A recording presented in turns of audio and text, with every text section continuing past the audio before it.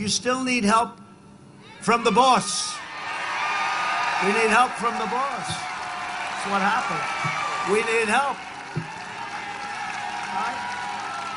I think what Americans are saying to the world is, the American that you see that travels overseas, the international corporate business person, the America you see on your Hollywood movie or your New York sitcom, the America you see with a massage Google search or a Facebook sort of ad, the America you see when an NBA player editorializes, the America you read when you read the International Herald Tribune, that's not America. That is a very influential, powerful 30% of the country, and they misrepresent what America is, what the people feel. Victor Davis Hanson emphasizes the portrayal of America in international media and entertainment is skewed, representing only a small, influential segment of the population rather than the broader American experience.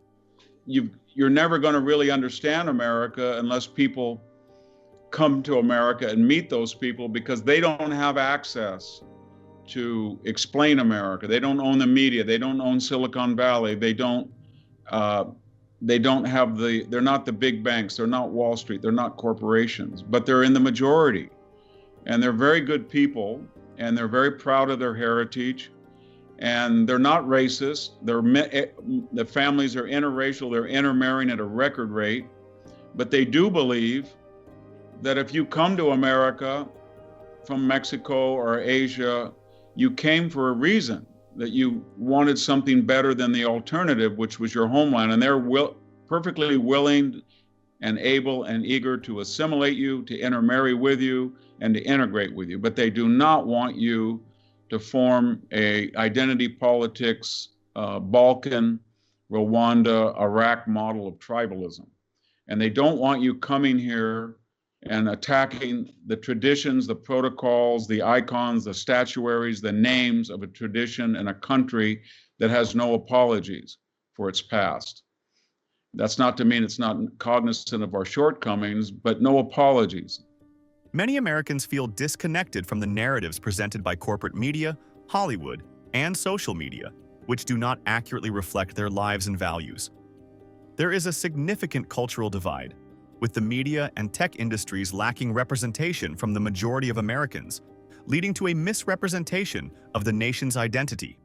Victor Davis Hanson emphasizes the importance of understanding America through direct interaction with its people, rather than relying on external portrayals.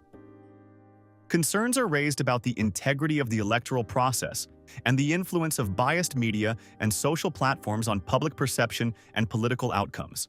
These people are going to really cheat, and they've got pollsters that are not disinterested, and the media has gone crazy, and social media has gone crazy, and the internet moguls are openly telling Congress we can do what we want. We don't have to be fair. And they've made Donald Trump into a monster, and yet, as you say, 50% of the country voted for him, but more importantly, on the down ballots, all of the candidates basically won that could win.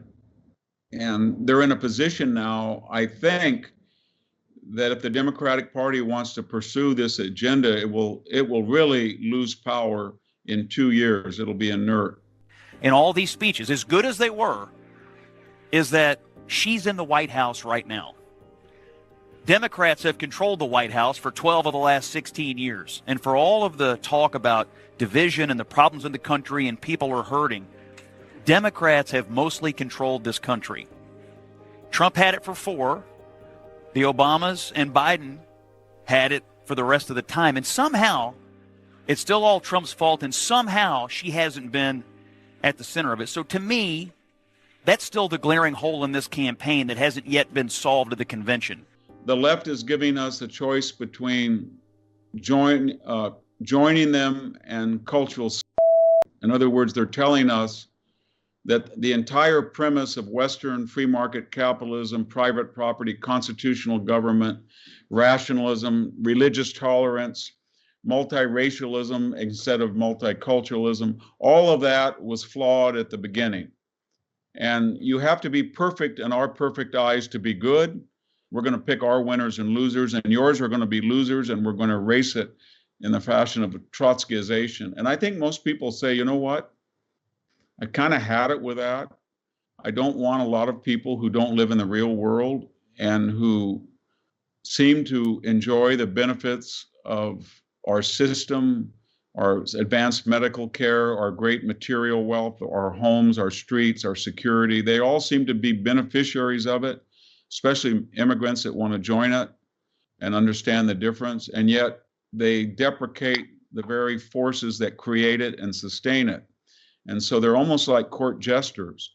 They live at the court and they make fun of the court, but they're products of the court. For the first time for a Republican, for the first time since 2004, this is a big deal. This isn't backing into the office. This is a mandate to do what you said you were going to do. Get the economy working again for regular working class Americans, fix immigration, try to get crime under control, try to reduce the chaos in the world. This is a mandate from the American people to do that. I think I'm interpreting the results tonight as the revenge of just the regular old working class American, the anonymous American who has been crushed, insulted, condescended to. They're not garbage. They're not Nazis. They're just regular people who get up and go to work every day and are trying to make a better life for their kids, and they feel like they have been told to just shut up when they have complained about the things that are hurting them in their own lives. I'm sitting in the most liberal left-wing state in the United States. If you want to go buy a firearm today, you're going to have to wait 9 months. Not because the state is making it difficult to buy, is because very liberal people supposedly have rushed to the gun stores in fright at what they see with the defunding, and they've ordered. If you want to go buy 9mm, 32 caliber, 30, you cannot buy it. It doesn't exist. That people have decided that the Second Amendment is a good thing. If you look at the NBA's ratings, it's at a record low. Nobody's watching. Nobody even knew there was a World Series. They've tuned out of it. If you look at Hollywood movies, they have to rely on Chinese markets, as does the NBA. People have just said, I'm living in a monastery of the mind. I'm going to be armed. I'm going to speak my mind, but I'm not going to participate in this socialist-dominated culture. I'm not going to watch the NBA. I'm not going to a movie. I'm not going to watch network news. Victor Davis Hanson makes a great point here. And so all of these institutions that had a monopoly of the cultural, political, economic, and social landscape of the United States are very worried because they got their wish, but they're sort of like the Midas touch. They thought that it would be wonderful to turn everything to gold, and it turned out to be dross. In other words, you can't eat gold. And everything they turn and touch, it turns to dross. And they know that now, and they're in a dilemma. But don't ever underestimate them, because cultural life and public opinion is often massaged by what we see on television, what we read in the newspapers, what we hear on the radio, what we see on the internet, how we communicate. Those are very powerful tools in their toolbox. I'll say it. Somebody said to me the other day, "You're the most famous person in the world by far." I said, "No, I'm not. No, I'm not."